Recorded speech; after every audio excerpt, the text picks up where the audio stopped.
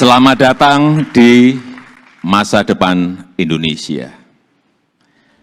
Sudah berkali-kali saya sampaikan bahwa kepindahan ibu kota negara ke Nusantara adalah bukan sekedar memindah gedung kementerian. Bukan itu. Bukan juga hanya pindah istana presiden. Bukan itu.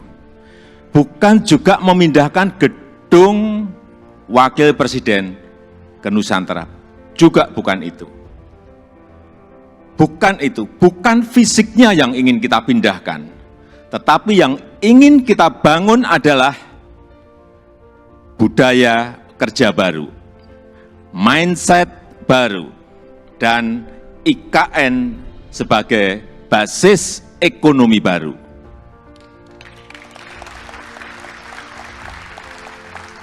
Indonesia sebagai negara besar harus berani melangkah, harus berani memiliki agenda besar, berani punya agenda besar.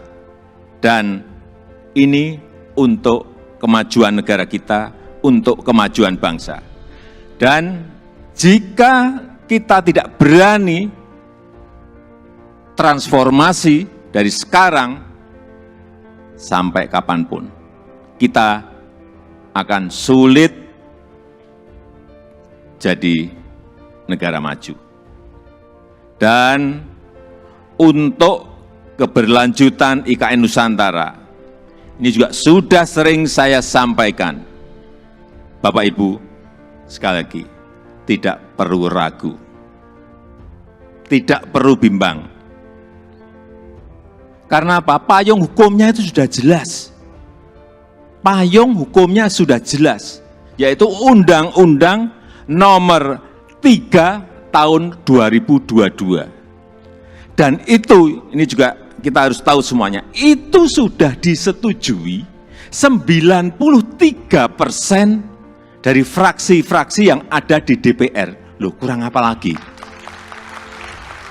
Kalau ada yang masih belum yakin, kurang apa lagi? Nanti sampaikan, kurang apa lagi? Jadi sekali lagi, sudah tidak perlu lagi untuk dipertanyakan.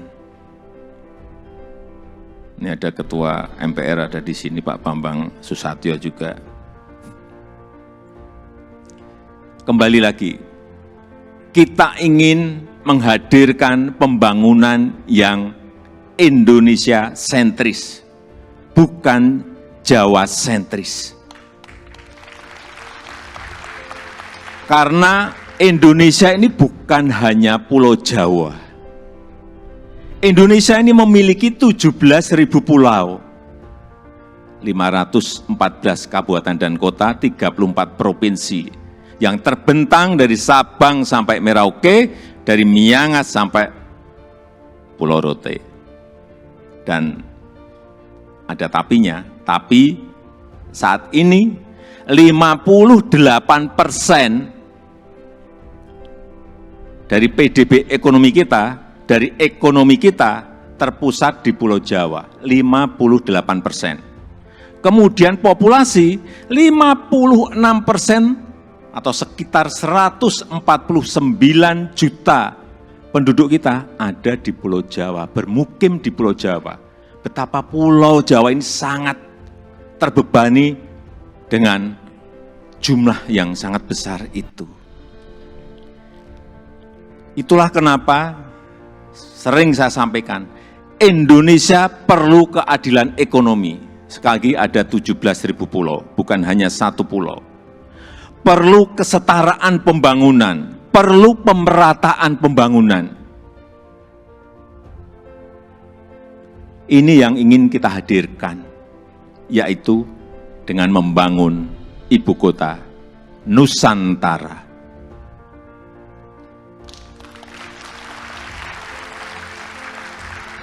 Nusantara adalah kota pintar masa depan yang berbasis hutan dan alam. Belum ada di dunia, belum ada. Tolong dicarikan, belum ada. Ini yang membedakan, ini yang nanti menjadi diferensiasi ibu kota kita dengan ibu kota negara-negara lain. 70% areanya nanti adalah area hijau. Lahan yang digunakan untuk membangun IKN, ini awalnya adalah hutan produksi. Jangan ada yang keliru bahwa ini hutan alam, bukan. Hutan produksi. Monokultur, artinya di situ hanya ada satu jenis pohon. Dan saya tahu betul pohonnya itu apa. Pohon eukaliptus yang dipakai untuk pulp. Dan ditebang setiap 6-7 tahun. Jangan ada nanti isu merusak hutan. Itu hutan produksi yang setiap 6 tahun, 7 tahun ya ditebang. Ini yang kita ingin kembalikan, justru nantinya ingin kembali jadi hutan heterogen dengan pohon asli dan endemik dari Kalimantan, sehingga kita harapkan nanti menjadi hutan hujan tropis lagi, tropical rainforest lagi di Kalimantan. Untuk itu, yang kita siapkan pertama kali di sana adalah pusat persemaian yang sudah mulai kita bangun di bulan Juni 2022. Luas lahan persemaian ada kurang lebih 16 hektar dengan embung 7 hektar. Kita harapkan selesai nanti di awal tahun 2022. Yang kapasitas bibitnya setiap tahun bisa menghasilkan kira-kira 15 juta bibit per tahun. Ini yang akan kita pakai untuk menghijaukan Kalimantan. Supaya Bapak Ibu ingat, saya dari kehutanan.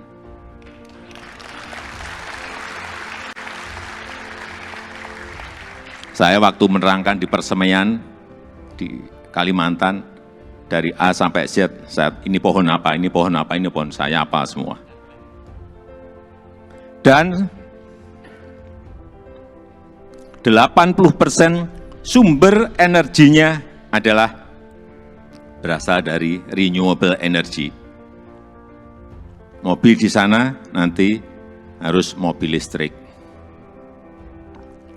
Kemudian 80% transportasinya adalah transportasi umum, autonomous vehicle, tanpa awak dan tanpa sopir. Jadi yang kita hargai di sana adalah pejalan kaki, yang kita hargai di sana adalah orang yang senang naik sepeda. 10 minutes city, jarak tempuh kemana-mana itu ada dalam 10 menit. Sekali lagi, inilah showcase transformasi Indonesia. Showcase perubahan peradaban Indonesia. Dan budaya kerja yang ingin kita bangun di IKN Nusantara adalah budaya kerja produktif. Itu harus didukung oleh tata kelola yang baik, didukung oleh manajemen yang baik, didukung oleh implementasi teknologi yang mumpuni. Smart living, smart city, layanan masyarakat lewat aplikasi, akte lahir, akte nikah lewat HP, paperless, ini yang ingin kita bangun. Jadi, Nusantara adalah masa depan Indonesia.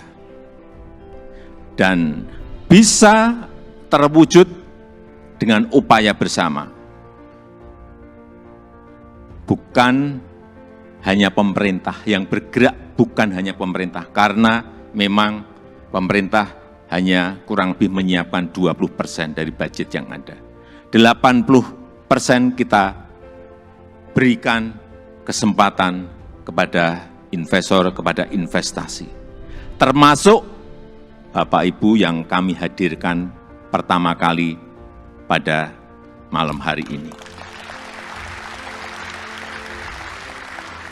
Investasi terbuka lebar.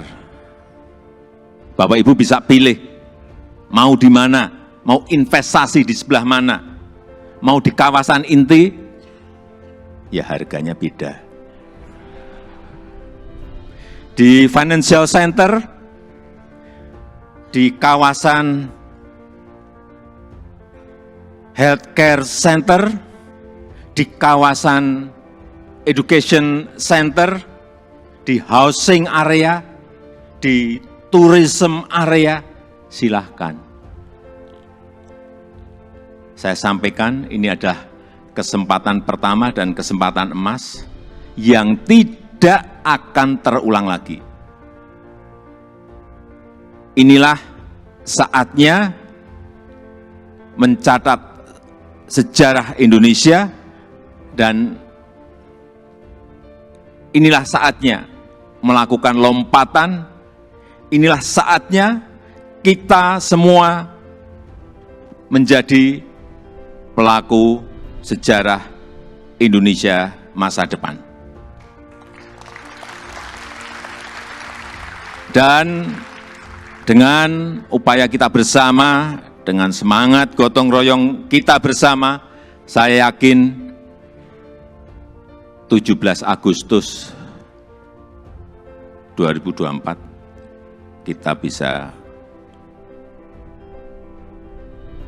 merayakan bersama-sama di Nusantara.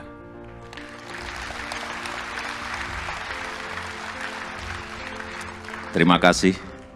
Wassalamualaikum warahmatullahi wabarakatuh.